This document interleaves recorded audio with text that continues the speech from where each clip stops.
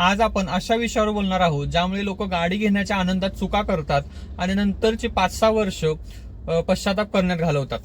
2025 चालू आहे, market change होतंय, काही मॉडेल्स महाग झालेत, काही मॉडेल्सवर डिस्काउंट आहे, काही मॉडेल्सवर मॅन्युफॅक्चरर्सचे EMI प्लॅन्स देत आहेत आणि सोशल मीडियावर सुद्धा तुम्ही ऍड बघत असाल ते म्हणजे 0 डाऊन पेमेंट किंवा फक्त 8,500चा EMI.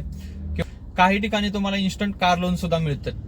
आजच्या व्हिडिओमध्ये आपण हेच बघणार आहोत की लोन घेताना लोक कोणत्या 5 मोठ्या चुका करतात, त्यातून कसा जवळपास 1 लाख रुपयांचा लॉस होतो आणि तो लॉस कसा तुम्ही टाळू शकता. हा व्हिडिओ शेवटपर्यंत बघा, कदाचित तुम्ही जो प्लॅन करताय तो पूर्ण बदलू सुद्धा शकतो. जर तुम्ही आपल्या चॅनलवर पहिल्यांदा आला असाल तर नक्की सबस्क्राईब करा, जेणेकरून आपले पुढचे व्हिडिओ अगदी सहज तुमच्यापर्यंत पोहोचतील.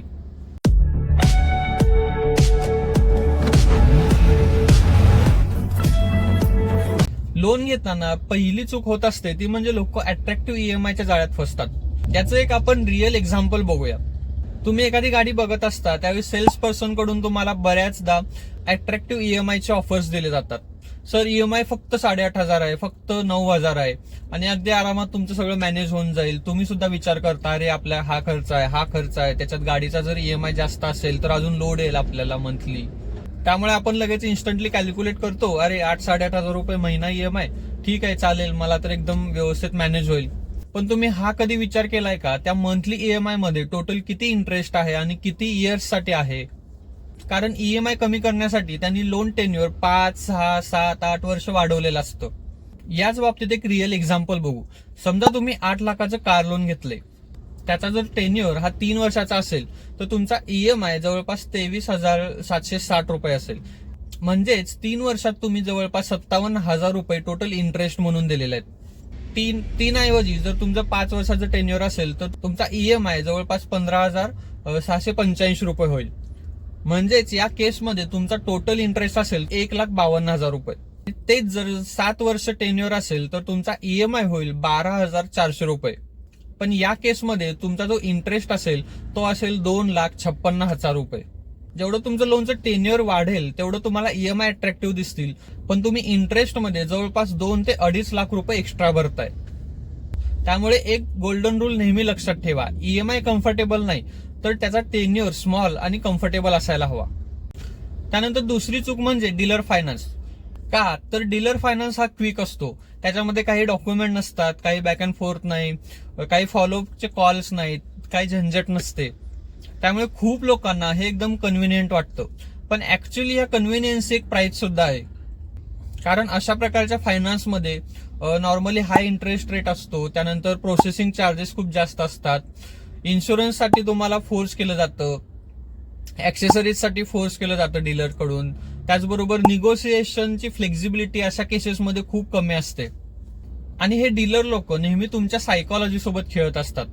त्यांच्याकडून या गोष्टी तुम्ही ऐकल्याच असतील की अरे EMI तुमचा फक्त एवढाच राहील, पण ह्या ऍड ऑनने तुम्हाला खूप फायदा होईल, हे ऍक्सेसरीज जर तुम्ही घेतली तर ते तुम्हाला रिकव्हर करता येईल. आणि मग त्यात ऍड होते सिरॅमिक कोटिंग घ्या, इन्शुरन्स घ्या, RSA घ्या, एक्सटेंडेड वॉरंटी घ्या सर, किंवा हा आपला ऍक्सेसरीजचा कॉम्बो आहे तो तुम्ही बसून घ्या. पण रियालिटीमध्ये डीलर तुम्हाला कार विकतच नाहीये, तो तुम्हाला लोन कमिशन आणि बंडलचे आयटम आहेत ते विकतोय. त्यामुळे यातून वाचण्यासाठी लोन घेताना 3 सोर्सेस नक्की कम्पेअर करा. ते म्हणजे बँक, त्यानंतर नॉन बँकिंग लोन प्रोव्हायडर्स आहेत ते, आणि ऑनलाईन प्लॅटफॉर्मवर काही ऑफर्स आहेत का लोनसाठीच्या, त्या तुम्ही चेक करू शकता.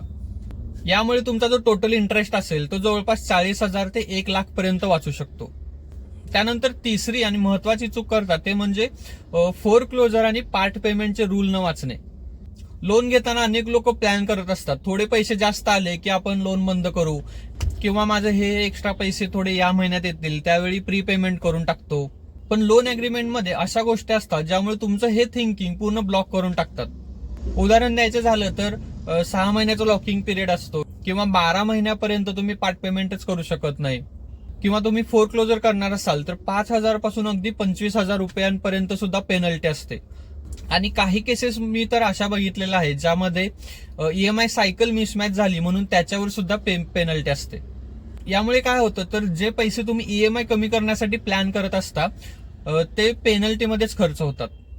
त्यामुळे लोन फायनलाइज करत असताना या गोष्टी नक्की विचारात घ्या.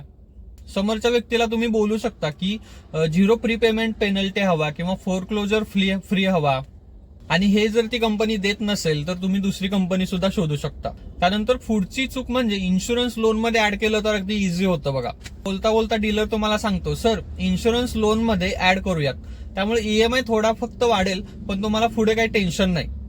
पण रियालिटी ही नाहीये. इन्शुरन्स मार्केट हे खूप कॉम्पिटेटिव्ह आहे. ऑनलाईन इन्शुरन्सचे कोट तुम्हाला 18 ते 40% कमी सुद्धा मिळू शकतात. आणि हे जे डीलर कडून इन्शुरन्स मिळत असतात ते नॉर्मली स्टँडर्ड पॉलिसी असतात, ज्यामध्ये 0 डेप, इंजिन प्रोटेक्ट किंवा कन्झ्युमेबल्स हे सगळं मिसिंग असतं. आणि जेव्हा इन्शुरन्स लोन मध्ये ऍड केलेला असतो तेव्हा तुम्ही इन्शुरन्सवर सुद्धा इंटरेस्ट भरत असता, ज्याचा काहीही अर्थ नाही. त्यामुळे नेहमी लक्षात घ्या, इन्शुरन्स नेहमी सेपरेट घ्या. तुमच्या लोन मध्ये तो कधीच ऍड करू देऊ नका. आणि शक्य असेल तर कस्टम प्लॅन तुम्ही निवडू शकता, ज्यामध्ये 0 डेप, इंजिन प्रोटेक्ट, कन्झ्युमेबल्स किंवा कॅशलेस गॅरेज नेटवर्क असेल, आणि रिटर्न टू इनवॉइस हे ऑप्शनल आहे. पण तुम्ही हे सर्व गोष्टी व्यवस्थित पाहून मगच कस्टम इन्शुरन्स प्लॅन फिक्स करू शकता. त्यानंतर पुढची महत्वाची चूक खूप लोक निग्लेक्ट करतात, ती म्हणजे total cost of ownership calculate न करणं. लोक गाडी घेताना विचार करतात, गाडी मला ऑन रोड कितीला बसेल, 9 लाखाला बसेल ना, बस झालं, मग बाकीचं काही टेन्शन नाही, तेवढं माझं बजेट आहे, तेवढं मी गाडी व्यवस्थित घेऊ शकतो. पण पुढचं काय? ओनरशिप कॉस्ट म्हणजे फक्त तुम्ही गाडी घेण्यासाठी किती खर्च केलेत ही नसते, तर त्याच्यामध्ये गाडीची किंमत प्लस मेंटेनन्स प्लस तुमचा नॉर्मल ऑपरेटिंग कॉस्ट म्हणजे फ्युअल असेल, इन्शुरन्स असेल, डिप्रिसिएशन असेल, या सर्व गोष्टी एकत्र केल्यानंतर तुमची ओनरशिप कॉस्ट बनते.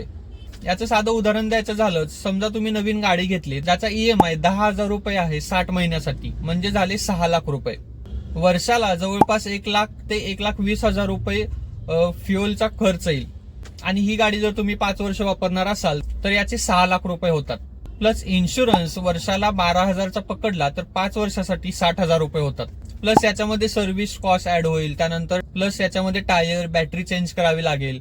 यासाठी 60,000 रुपये ते 1 लाख रुपये ऍडिशनल कॉस्ट कन्सिडर करू. म्हणजेच 5 वर्षामध्ये तुम्हाला ही गाडी जवळपास 13 ते 15 लाख रुपयांची पडेल.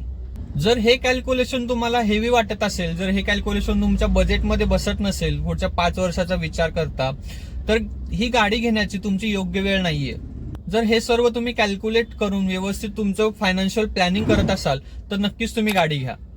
जाता जाता एक बोनस टिप सुद्धा देतो, डाऊन पेमेंट जितकं जास्त असेल तितकं बेस्ट डील आहे. डाऊन पेमेंटसाठी असं काही फिक्स रूल नाहीये, पण नॉर्मली मार्केटमध्ये 20% डाऊन पेमेंट हे मिनिमम तरी असलंच पाहिजे. आयडियली तुमच्या बजेट प्लॅनिंग नुसार ते 30 ते 40% तुम्ही ठेवू शकता. याच्यामुळे ईएमआय कमी होतो, तुमचा टोटल जो इंटरेस्ट तुम्ही देणार असता लोन मधून तो सुद्धा कमी होतो, लोन अप्रुव्हल सुद्धा इझी होतं, आणि तुमचं जे क्रेडिट युटिलायझेशन असतं ते खूप बेटर होतं. तर मित्रांनो, गाडी लोनवर घेणं हे चुकीचं नाहीये, पण डोळे बंद करून लोन घेणं हे खूप चुकीचं आहे. सध्याच्या मार्केटमध्ये कार फायनान्स ऑप्शन खूप वाढलेत, पण ट्रॅप सुद्धा तेवढेच जास्त आहेत. हा व्हिडिओ तुम्ही सेव्ह करून ठेवू शकता आणि कार लोन फायनलाइज करण्यापूर्वी पुन्हा एकदा बघू शकता, किंवा त्या लोकांसोबत शेअर करा, त्या मित्रांसोबत शेअर करा जे सध्या कार घेणार आहेत, त्यांना हा व्हिडिओ खूप हेल्पफुल होऊ शकतो. व्हिडिओ आवडला असेल तर नक्की लाईक करा. तुमच्या काही शंका असतील, तुमचे काही सजेशन्स असतील तर ते कमेंट बॉक्समध्ये नक्की लिहा, आणि आपल्या कार गप्पा चॅनेलला सबस्क्राईब करा.